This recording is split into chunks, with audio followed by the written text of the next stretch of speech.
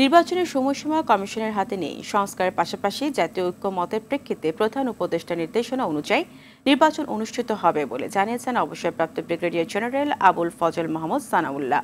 দুপুরে নির্বাচন কমিশন সচিবালয়, ইউএনডিপি সহ 18 দেশের রাষ্ট্রদূত ও মিশন প্রধানদের সাথে বৈঠক শেষে সাংবাদিকদের তিনি এসব কথা বলেন।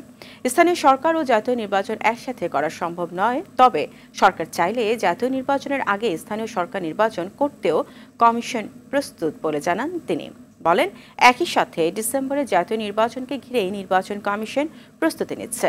এ সময় ইউএনডিপির আবাসিক প্রতিনিধি স্টেফান লিলার্ড জানান, বাংলাদেশের নির্বাচন নিয়ে সহায়তা চেয়েছে কমিশন। ভোটার তালিকা হালনাগাদ, ভোটারদের ভোটে উদ্বুদ্ধকরণ, ভোট সম্পর্কিত সব ধরনের সচেতনতা সহ সুন্দর একটি নির্বাচনের জন্য সব ধরনের সহায়তা করবে initial discussions with development partners on the different areas of support. So they go from everything from strengthening of the Bangladesh Elections Commission.